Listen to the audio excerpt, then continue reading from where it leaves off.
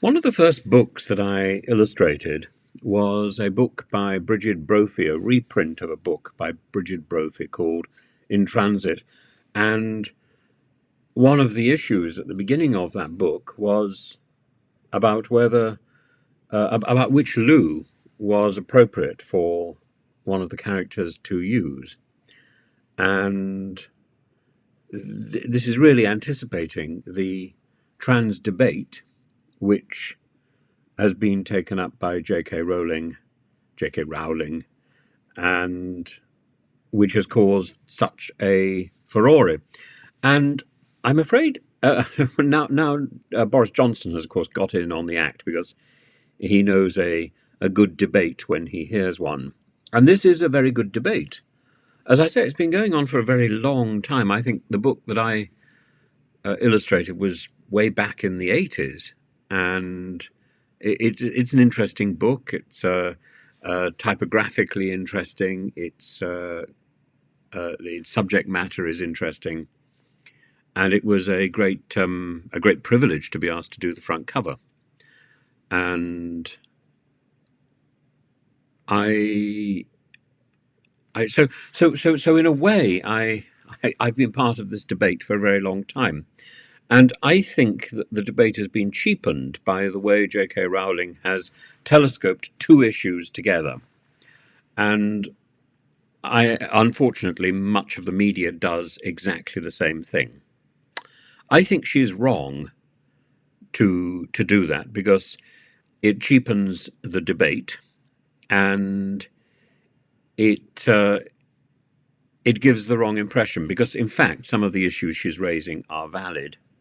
But to put the two issues together means you throw the water out with the bathtub, with the baby and so on, and it's nonsensical. The new hate crime laws only heighten the tension. Now Boris wants to hail J.K. Rowling as a modern saint for her stance on transgender women. And he claims that her views on gender are what, quote, 95% of the population secretly think. Well, the point is, you may secretly think something, but what makes you civilized is that you think before you open your mouth. And if every time you have a thought, you vocalize it, then unfortunately you belong to the world of insanity. Our thoughts are partly secret, and with good reason, because we think about something before we open our mouths, and then we vocalize something that has been thought through. And there are two issues in the trans debate. The first issue is about loos. It's the Bridget Brophy issue made real in modern politics. Which loo is appropriate for somebody who is trans, for somebody who has transitioned, or for somebody who is self-identified as male or as female? Which loo is appropriate? And that is one issue. The second issue is about prison, and which prison does somebody who self-identifies as a woman, or which sport does somebody who self-identifies as a woman, which sport can they validly play? If somebody appears to be a man but self-identifies as a woman, should they be playing women's sports or should they be playing men's sports? And those are practical issues. The second issue is about somebody's personal identification and whether we respect that. I think in the second issue it's about kindness. In the first issue, considerations about security, considerations about propriety, considerations about privacy must figure. And a positive approach to this would be to ensure there are other facilities available. Should trans women be allowed to use women's bathrooms?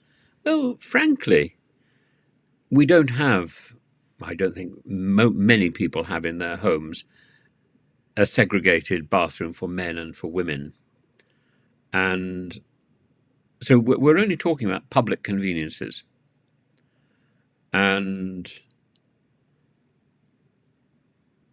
I think it's there are some extreme stories about bathrooms that are not specified, and women walk into bathrooms full of urinals and so on. Clarity and care should dictate how this debate proceeds. But equally, kindness for people who are going through a difficult process and then the difficult process of transitioning.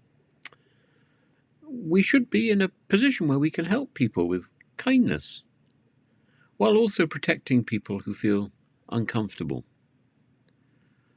And legislation is not the way forward, nor is this nasty debate. The way forward is better education, and not education about gender, education about kindness, education about care for other people, to see in others, to see ourselves in others, and to see ourselves as others see us. It can't be that difficult. And once again, I think Boris is riding on a bandwagon here that he thinks he is identified, and he links the trans issue with the banning of cigars by Rishi Sunak. I see my beloved party. We're banning cigars, and what's the point? The party of Winston Churchill wants a ban. I mean, give us a break. It's just mad. And there is a madness in that. If people want to smoke cigars, I see no reason why they shouldn't. If we make them more expensive, they just have to pay more. But to be progressively raising the age at which people can buy cigars are a minor issue. The real problem is the access and encouragement of cigarette smoking at a very early age. And I think the Conservative Party and the Labour Party are committed to making it harder and harder for younger people to access cigarettes, and that's a good thing, surely. You see people suffering from terrible cancers as a result of smoking. This is a habit that should be discouraged, and we should do our best in society to discourage it. Again, I don't think the ideal position is to produce legislation to prevent the sale of cigarettes, because people can always get around legislation. I think the ideal solution is to produce better education, and that's not about dismissive and patronizing slogans on the side of cigarette packets. It's about a targeted and clear teaching about the benefits of good health and about the dangers of smoking. Precision and facts. These are more valuable than slogans and laws.